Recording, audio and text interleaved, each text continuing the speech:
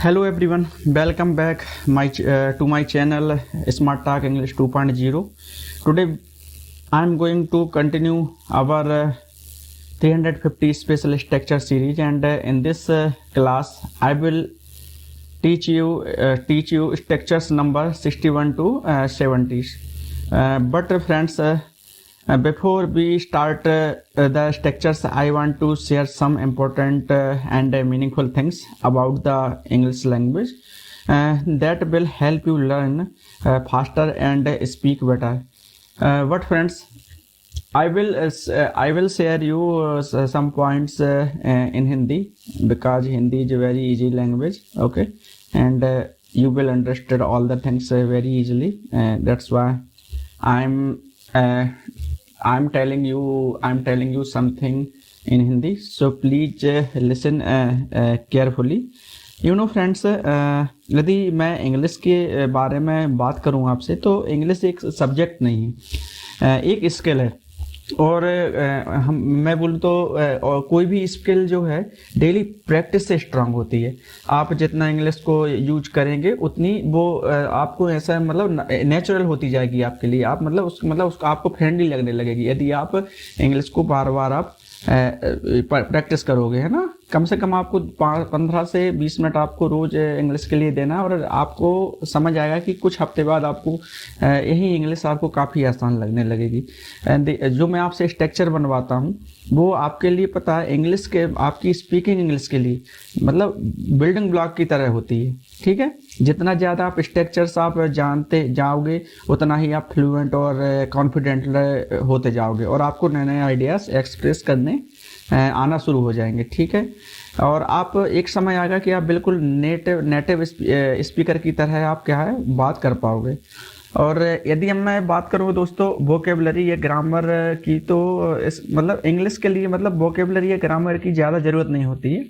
English तब आती है जब आप रेडीमेड स्ट्रक्चर यूज करना शुरू कर देते हैं। जैसा कि मैं आपके लिए रोज़ हर वीडियो में आपके लिए जो स्ट्रक्चर लाता हूँ जो आपके लिए रेडीमेड होते हैं, ये आपकी लैंग्वेज को इंस्टेंटली प्रोफेशनल, क्लियर और इम्प्रेसिव बना देते हैं। तो इसलिए मैं आपको बार बार बोलता हूं कि आप मेरे इन वीडियो को जो भी मैं आपके लिए स्ट्रक्चर लेके आता हूं उनको काफ़ी ध्यान से समझें, और उनसे रिलेटेड जैसे मैं आपके लिए सेंटेंस बनाता हूं आप भी कम से कम 20 से 50 तक जितने भी आपको बन सके जब सेंटेंस बनाते जाएं, ठीक है। क्योंकि आप जितना ज़्यादा सेंटेंस बनाते जाओगे आपको जो मैं स्ट्रक्चर बताता हूं वो उतने ही ज़्यादा आपको मेमोराइज हो जाएंगे, ठीक है। इस बात का आप विशेष रूप से आपको ध्यान देना। और एक बात और दोस्तों, इंग्लिश में बेस्ट वो लोग बन जाते हैं जो डेली 1% इम्प्रूव करते रहते हैं, ठीक है, चाहे स्लो ही सही। टैलेंट से ज़्यादा इम्पोर्टेंट कंसिस्टेंसी होती है, ठीक है। आपको लगातार प्रयास करते रहना है। ऐसा नहीं कि 2 दिन पढ़ लिया, 3 दिन नहीं पढ़े, 4 दिन फिर पढ़ लिया, फिर 4 दिन फिर नहीं पढ़े, ऐसे तो आपको कभी इंग्लिश नहीं आवे। आपको कंटिन्यूसली पर डे आपको कम से कम 1 से 2 घंटे इंग्लिश के लिए देना शुरू कर देना है, ठीक है। अगर आप डेली 10 से 15 मिनट या 1-2 घंटे ना सही, अगर आप डेली 10 से 15 मिनट भी स्ट्रक्चर को सेंटेंस में यूज करते हैं तो विद इन फ्यू वीक्स आपकी स्पीकिंग नेक्स्ट लेवल की हो जाएगी। इस बात को मैं आपसे गारंटी के साथ बोल सकता हूं।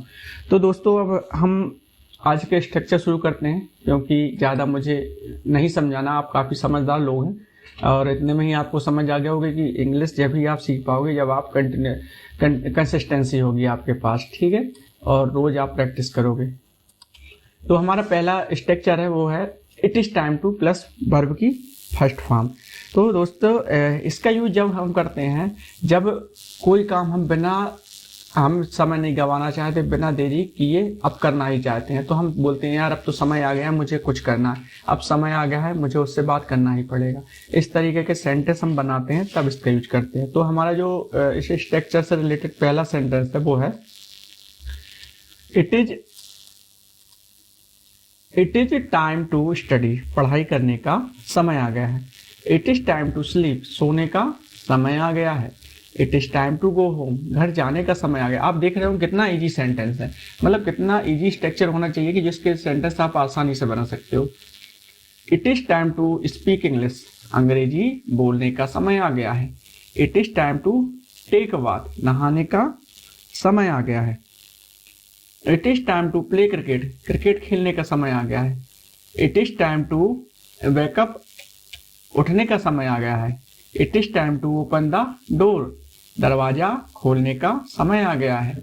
It is time to start the class, class शुरू करने का समय आ गया है। इट इज नॉट, अब हम नेगेटिव सेंटेंस बनाएंगे इसी का। It is not time to study, पढ़ाई करने का समय नहीं आया है। It is not time to sleep, सोने का समय नहीं आया है। It is not time to go there, वहां जाने का समय नहीं आ गया है। It is not time to eat food, खाना खाने का समय नहीं आया है। It is not time to talk to him, उससे बात करने का समय नहीं आया है। इज इट, अब हम यदि इंट्रोगेटिव बनाए तो is it time to study, क्या पढ़ाई करने का समय आ गया है। Is it time to sleep, क्या सोने का समय आ गया है। Is it time to go home, क्या घर जाने का समय आ गया है। Is it time to open the book, क्या किताब खोलने का समय आ गया है। Is it time to play, क्या खेलने का समय आ गया है। इस तरीके से हम सेंटेंस बना सकते हैं। हम और भी सेंटेंस बना सकते हैं, जैसे मैं बोलूं कि मेरा वहाँ जाने का समय है। इसके लिए तो मैं आगे जो स्ट्रक्चर लाया हूं उसमें हम यूज करेंगे जब हम सब्जेक्ट को ऑब्जेक्टिव केस में यूज करते हैं। ठीक, तो यदि मैं सीधा बोलूं उससे बात करने का समय आ गया है। It is time to talk to him, उससे मिलने का समय आ गया है। It is time to meet him, उससे मिलने का समय नहीं आया है। It is not time to meet him, क्या उससे मिलने का समय आ गया है। Is it time to meet him. तो इस तरीके से हम अफर्मेटिव, नेगेटिव और इंट्रोगेटिव सेंटेंस बना सकते हैं। अब दोस्तों जो हमारा नेक्स्ट स्ट्रक्चर है वो है it is time for plus object plus two plus verb की फर्स्ट फॉर्म, किसी को कुछ करने का समय आ गया है। You know friend, when the sentence include an objective, okay, objective like you, her, them, so we use it is time for object to verb. So this help us clearly indicate who needs to take action, मतलब कौन action लेने जा रहा है। ठीक है, इसके बारे में इसमें बताते हैं। अभी हम जो पिछले स्ट्रक्चर के सेंटेंस बना रहे थे उसमें ये नहीं बताया जा रहा था कि कौन एक्शन ले रहा है, लेकिन अब इस स्ट्रक्चर में ये बताया जा रहा है कि कौन एक्शन लेने जा रहा है या कौन कुछ करने जा रहा है। ठीक है, अब जो हम सेंटेंस बनाएंगे, it is time for me to study, मेरे लिए, मतलब मेरे लिए पढ़ाई करने का समय आ गया। मतलब यहाँ पे सब्जेक्ट जो है वो क्या ले रहा है, एक्शन ले रहा है कुछ। It is time for you to sleep, तुम्हारे लिए सोने का समय आ गया है।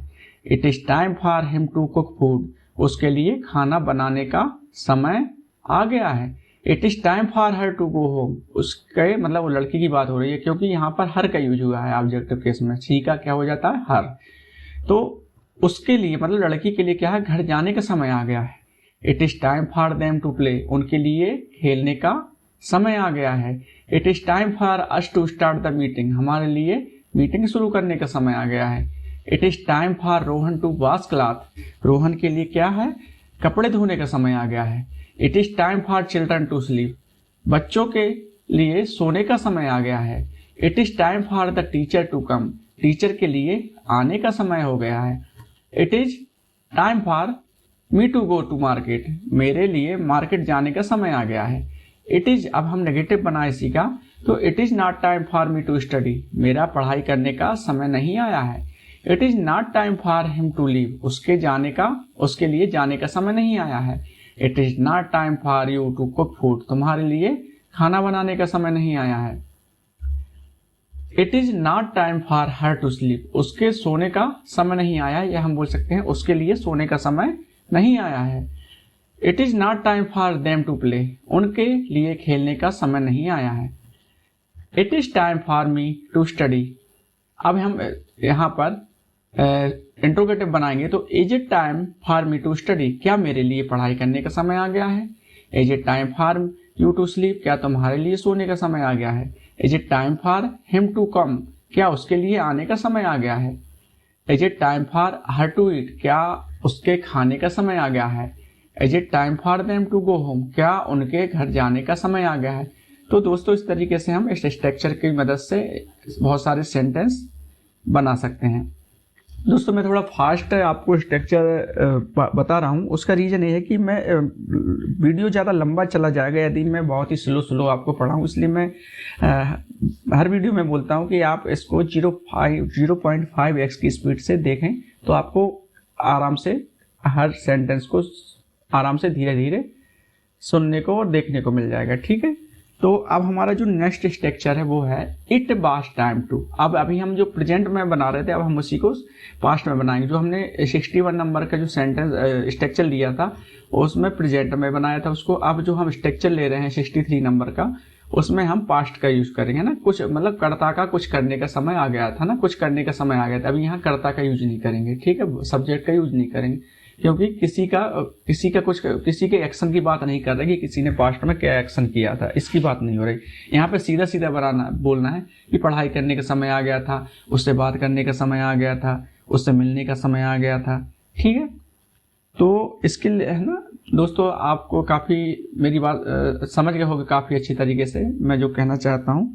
सो यदि मैं कुछ और एक्सप्लेन करूँ उसके बारे में, तो यही कह सकता हूँ कि हमको जब हम पास्ट में कुछ करने का समय आ गया था तो उसके लिए हम स्ट्रक्चर का यूज करेंगे इट वाज टाइम टू। ठीक है, जैसे हम सेंटेंस बनाएंगे, it was time to study, पढ़ाई करने का समय आ गया था। It was time to sleep, सोने का समय आ गया था। It was time to go home, घर जाने का समय आ गया था। तो यहाँ पे हमने यहाँ किसी भी ऑब्जेक्टिव केस की बात नहीं की है ना। It was time to watch TV, TV देखने का समय आ गया था। It was time to meet her, उससे मिलने का समय आ गया था। It was time to open the shop, दुकान खोलने का समय आ गया था। It was time to leave the class, class छोड़ने का समय आ गया था। It was time to eat food, खाना खाने का समय आ गया था। It was time to take rest, आराम करने का समय आ गया था। It was time to play cricket, cricket खेलने का समय आ गया था। आप देख रहे होंगे कि यहाँ इट वाज टाइम टू के बाद वर्ब लगाना है और काफी आसानी से सेंटेंस हम क्रिएट कर सकते हैं। इट वाज नॉट, अब हम नेगेटिव बनाएंगे तो it was not time to study, पढ़ाई करने का समय नहीं आया था। It was not time to sleep, सोने का समय नहीं आया था। But I had to sleep, पर मुझे सोना पड़ा, हम ऐसे बना सकते हैं it was not time to sleep but I had to sleep. मतलब इसका मतलब हुआ कि सोने का समय नहीं आया था पर मुझे सोना पड़ा। It was not time to go there, वहां जाने का समय नहीं आया था।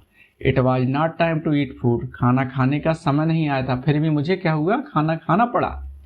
It was not time to call him, उसे फोन करने का समय नहीं आया था। वाज, अब हम इंट्रोगेटिव बनाएंगे तो was it time to study, क्या पढ़ाई करने का समय आ गया था। Can you tell me was it time to study, क्या मुझे बता सकते हो क्या पढ़ाई करने का समय आ गया था। इस तरीके से ना। Was it time to sleep, क्या सोने का समय आ गया था। Was it time to meet him, क्या उससे मिलने का समय आ गया था। Was it time to watch TV, क्या टीवी देखने का समय आ गया था। Was it time to go home, क्या घर जाने का समय आ गया था। तो दोस्तों अब हमारा जो नेक्स्ट स्ट्रक्चर है वो है it will be time to. अब हमने जो अभी पास्ट में बनाया था उसी को हम फ्यूचर बनाएंगे। So we use this to talk about a future moment when an action should begin. It prepares the listener for something that is coming. Okay, मतलब कुछ मतलब जो करता है सब्जेक्ट है वो कुछ करने जा रहा है इन फ्यूचर में। ठीक, तो उसके लिए हम बात करेंगे कुछ करने का समय आ जाएगा। मतलब कर्ता कोई काम एक्शन करने वाला है तो हम उसके लिए यूज करते हैं कि कर्ता कुछ करने का समय आ जाएगा। यहाँ पे सॉरी दोस्तों, यहाँ पे सब्जेक्टिव केस का यूज नहीं होगा ना। यहाँ पे कुछ करने का समय आ गया है, यहाँ पे हम सब्जेक्ट ही सीट नेम या her him his her him their them इनका यूज नहीं करेंगे। सीधा सीधा हमको सेंटेंस ही बनाना है। जैसे पढ़ाई करने का समय आ गया, आ जाएगा, और उससे बोलने का समय आ जाएगा, उससे मिलने का समय आ जाएगा, इस तरीके से। It will be time to study, पढ़ाई करने का समय आ जाएगा। It will be time to sleep, सोने का समय आ जाएगा। It will be time to eat food, खाना खाने का समय आ जाएगा। It will be time to wash cloth, कपड़े धोने का समय आ जाएगा। It will be time to talk to him, उससे बात करने का समय आ जाएगा। It will be time to go home, घर जाने का समय आ जाएगा। It will be time to open the shop, दुकान खोलने का समय आ जाएगा। It will be time to start the class, class शुरू करने का समय आ जाएगा। It will be time to take rest, आराम करने का समय आ जाएगा। It will be time to read newspaper, अखबार पढ़ने का समय आ जाएगा। It will not be time to study, पढ़ाई करने का समय नहीं आएगा। It will not be time to sleep, सोने का समय नहीं आएगा। It will not be time to go home, घर जाने का समय नहीं आएगा। It will not be time to meet him, उससे मिलने का समय नहीं आएगा। It will not be time to eat food, खाना खाने का समय नहीं आएगा। अब हम यदि इंट्रोगेटिव बनाएं तो will it be time to study, क्या पढ़ाई करने का समय आ जाएगा। Will it be time to sleep, क्या सोने का समय आ जाएगा। Will it be time to eat, क्या खाने का समय आ जाएगा। Will it be time to go home, क्या घर जाने का समय आ जाएगा। Will it be time to talk to him, क्या उससे बात करने का समय आ जाएगा।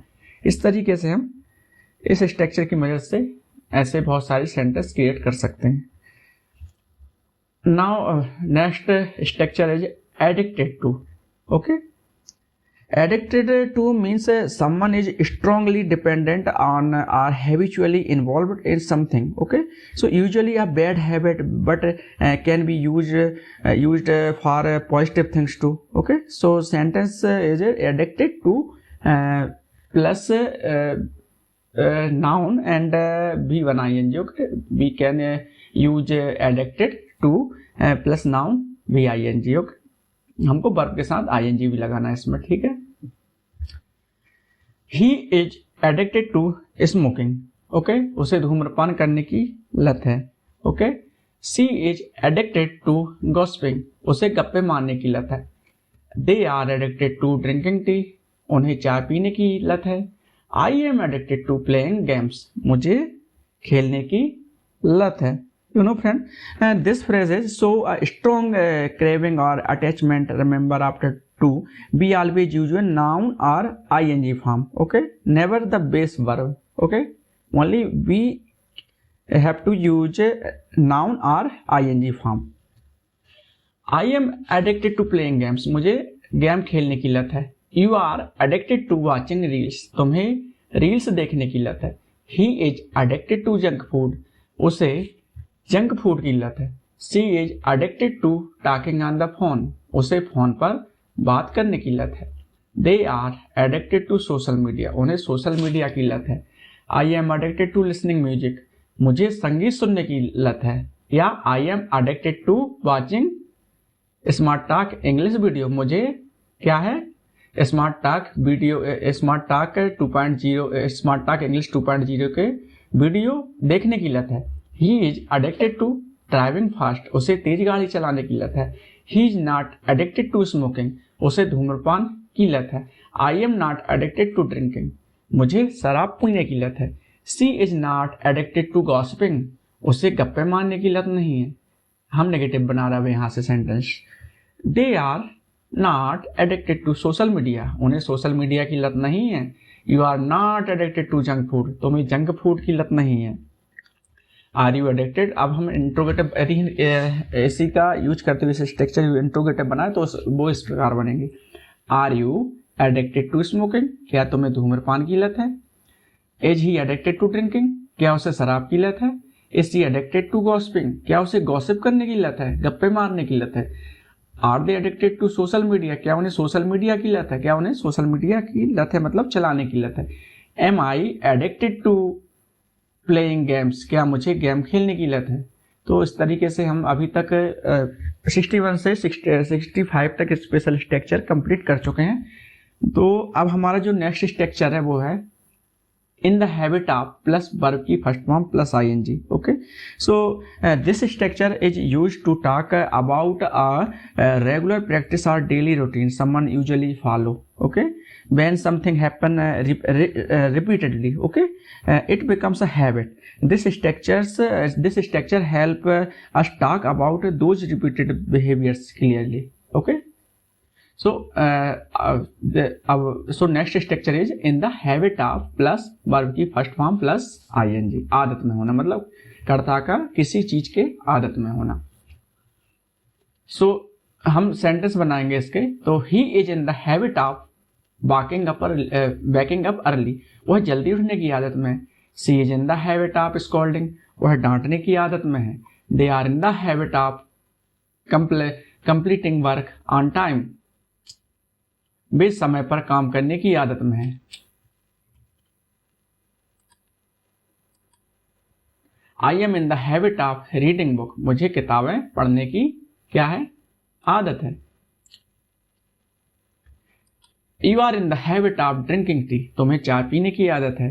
ही is in the habit of talking a lot, उसे बहुत बोलने की आदत है। She is in the habit of cooking daily, उसे रोज खाना बनाने की आदत है।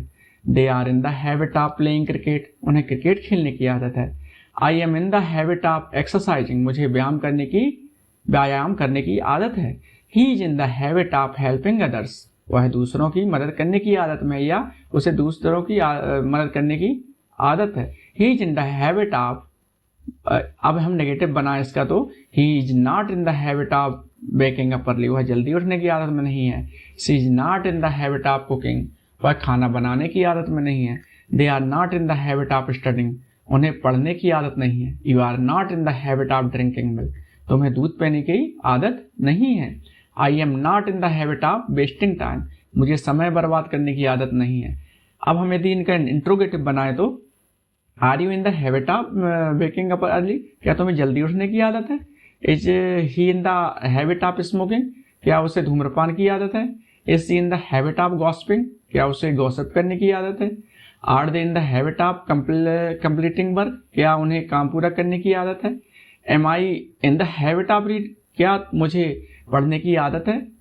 Okay, so next structure is why are you Dili डेलिंग plus verb की फर्स्ट फॉर्म, तुम क्यों टाल मटोल कर रहे हो, या हम बोल सकते हैं आनाकानी करना, है ना। Okay okay, dilly-dallying means wasting time, delaying or acting slowly without a reason.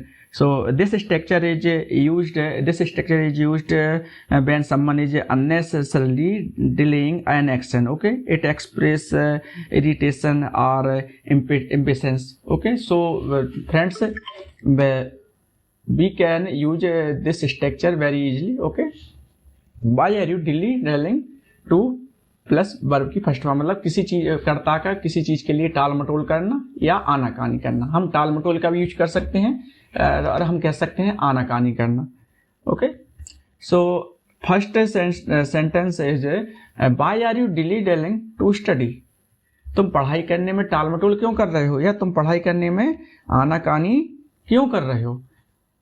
Why are you dilly-dallying to join the course, तुम कोर्स ज्वाइन करने में आनाकानी क्यों कर रहे हो या टाल मटोल क्यों कर रहे हो। ठीक है दोस्तों, यहाँ पे अफर्मेटिव नहीं बनेगा, हमें इसका इंट्रोगेटिव बनाना पड़ता है। ठीक, Why are you dilly-dallying to go home, तुम घर जाने में टाल मटोल क्यों कर रहे हो।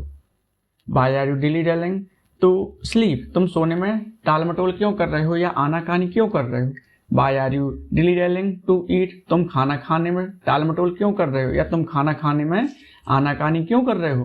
Why are you dilly-dallying to call him, तुम उससे कॉल करने में टाल मटोल क्यों कर रहे हो। Why are you dilly-dallying to come here, तुम यहाँ आनाकानी में आनाकानी क्यों कर रहे हो या टाल मटोल क्यों कर रहे हो। Why are you dilly-dallying to finish homework, तुम होमवर्क पूरा करने में आनाकानी क्यों कर रहे हो। Why are you dilly-dallying to tell me the truth, तुम मुझसे सच बताने में टाल मटोल क्यों कर रहे हो। Why are you dilly-dallying to clean the room, तुम कमरा साफ करने में टाल मटोल क्यों कर रहे हो। Friends, our next structure is 68. Okay, why were was you he she they dilly-dallying to plus verb की first form. Okay, so this structure is used in past tense. Okay, when someone wasted time earlier. We use this when we are asking why someone was wasting time in the past instead of doing their task quickly. Okay, मतलब कि अतीत में टाल मटोल करना, मतलब किसी कर्ता के द्वारा अतीत में आनाकानी की जा रही थी या टाल मटोल कर रहा था। तो हम सेंटेंस बनाएंगे, Why were you dilly-dallying to study, तुम पढ़ाई करने में टाल मटोल क्यों कर रहे थे। मतलब वो अब आनाकानी नहीं कर रहा था, पहले कर रहा था। हम पास्ट की बात कर रहे हैं यहाँ पर। Why were you dilly-dallying to do homework, तुम होमवर्क करने में टाल मटोल क्यों कर रहे थे। Why was he Dili डेलिंग to go there, वह वहां जाने में टाल मटोल क्यों कर रहा था या आनाकानी क्यों कर रहा था। Why was she Dili डेलिंग to cook food, वह खाना खाने बनाने में टाल मटोल क्यों कर रहा था। Why were they dilly डेलिंग to explain me, वे मुझे समझाने में टाल मटोल क्यों कर रहे थे। Why was he Dili डेलिंग to sing a song, वह गाना गाने में टाल मटोल क्यों कर रहा था। Why were you Dili डेलिंग to go home, तुम घर जाने में टाल मटोल क्यों कर रहे थे। Why was she Dili डेलिंग to tell the truth, वह सच बताने में टाल मटोल क्यों कर रही थी। Why were they dilly डेलिंग to submit the form, वे फॉर्म जमा करने में टाल मटोल क्यों कर रहे थे। Why were you Dili डेलिंग to talk to him, तुम उससे बात करने में टाल मटोल क्यों कर रहे थे या आनाकानी क्यों कर रहे थे। Why was he Dili डेलिंग to sleep, वह सोने में टाल मटोल क्यों कर रहा था। Why were you Dili डेलिंग to come here, तुम यहाँ आने में टाल मटोल क्यों कर रहे थे। Why was she Dili डेलिंग to clean the room, वह कमरा साफ करने में टाल मटोल क्यों कर रहा था या आनाकानी क्यों कर रहा था। Why were they dilly डेलिंग to finish the work, वे काम खत्म करने में टाल मटोल क्यों कर रहे थे। Why were you Dili डेलिंग to reply me, तुम मुझे जवाब देने में आनाकानी क्यों कर रहे थे। Why was he Dili डेलिंग to open the door, वह दरवाजा खोलने में टाल मटोल क्यों कर रहा था।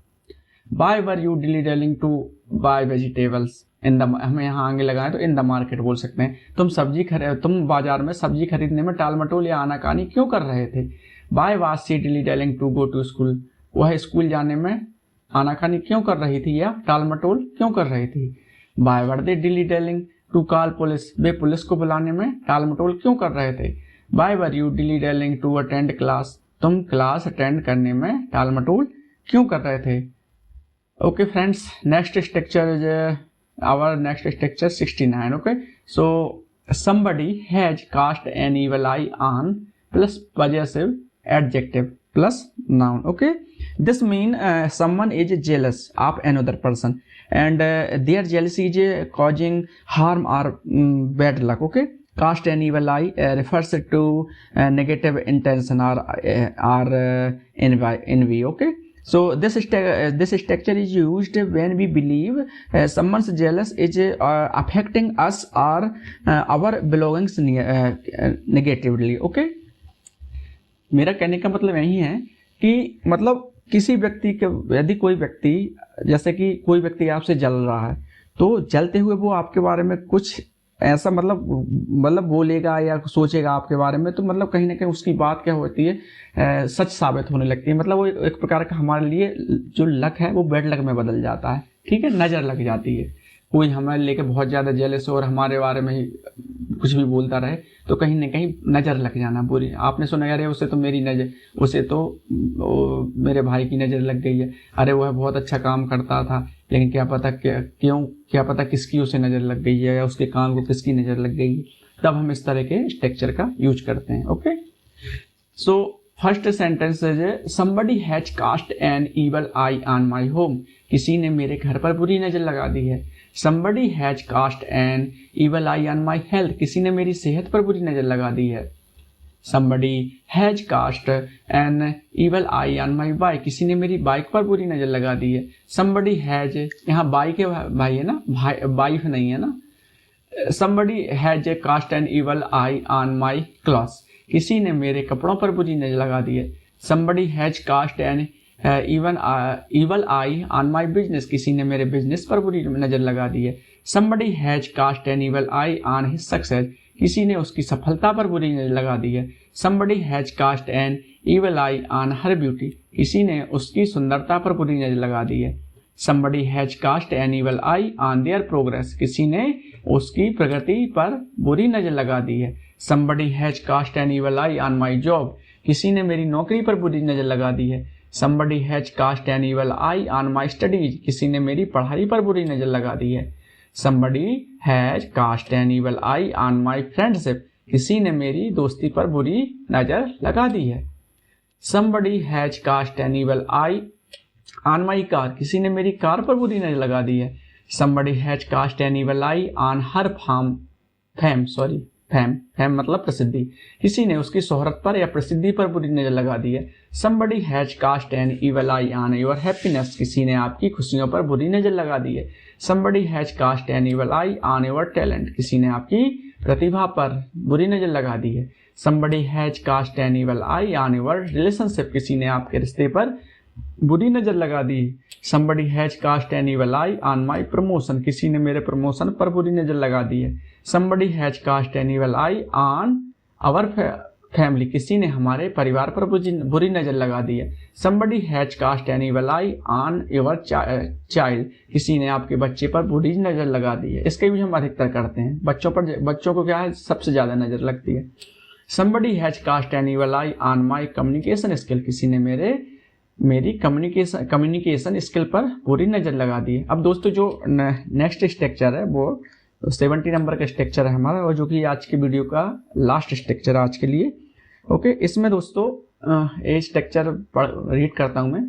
somebody had cast an evil eye on plus possessive adjective plus noun. Okay, so I will give another set of example for better.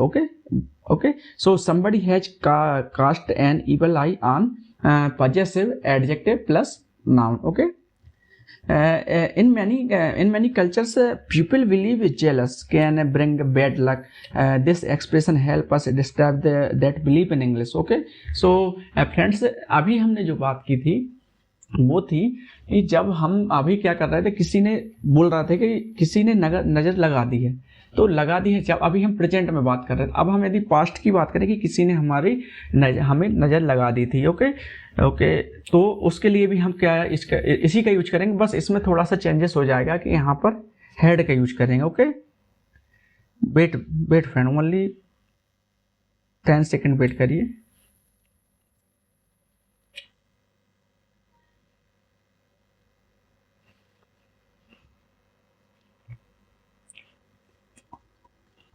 Okay friend, बस तो मैं 70 स्ट्रक्चर की बात कर रहा था आपसे। somebody had cast an evil eye. Okay, wait okay, somebody had cast an evil eye on plus possessive adjective plus noun, किसी ने किसी पर बुरी नजर लगा दी थी।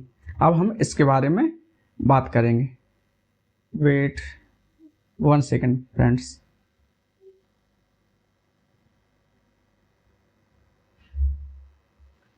Okay, somebody had cast an evil eye on my son, किसी ने मेरे बेटे पर बुरी नजर लगा दी थी। somebody had cast an evil eye on my daughter, किसी ने मेरी बेटी पर बुरी नजर लगा दी थी। somebody had cast an evil eye on your wife, किसी ने आपकी बाइक पर बुरी नजर लगा दी थी। somebody had cast an evil eye on his business, किसी ने उसके बिजनेस पर बुरी नजर लगा दी थी। somebody had cast an evil eye on her beauty, किसी ने उसकी खूबसूरती पर बुरी नजर लगा दी थी। somebody had cast an evil eye on my result, किसी ने मेरे रिजल्ट पर बुरी नजर लगा दी थी। somebody had cast an evil eye on our happiness, किसी ने हमारी खुशियों पर नजर लगा दी थी। somebody had cast an evil eye on their success, किसी ने उनकी सफलता पर बुरी नजर लगा दी थी। somebody had cast an evil eye on your home, किसी ने आपके घर पर बुरी नजर लगा दी। उस पर हम हैज का यूज कर रहे थे, है ना, जब हम प्रेजेंट में बना रहे तब हैज का यूज हो रहा था। अब चूंकि हम पास्ट में बात कर रहे हैं, पास्ट की बात कर रहे हैं, तब यहाँ पर हम हैज की जगह हैड का यूज कर रहे हैं। बस इतना सा चेंजेस है। somebody had cast an evil eye on your home, किसी ने आपके घर पर बुरी नजर लगा दी थी। somebody had cast an evil eye on my health, किसी ने मेरी सेहत पर बुरी नजर लगा दी थी। somebody had cast an evil eye on her job, किसी ने उसकी नौकरी पर बुरी नजर लगा दी थी। somebody had cast an evil eye on his studies, किसी ने उसकी पढ़ाई पर बुरी नजर लगा दी थी। somebody had cast an evil eye on your clothes, किसी ने आपके कपड़ों पर बुरी नजर लगा दी थी। somebody had cast an evil eye on their relationship, किसी ने उनके रिश्ते पर बुरी नजर लगा दी थी। somebody had cast an evil eye on my talent, किसी ने मेरी प्रतिभा पर बुरी नजर लगा दी थी।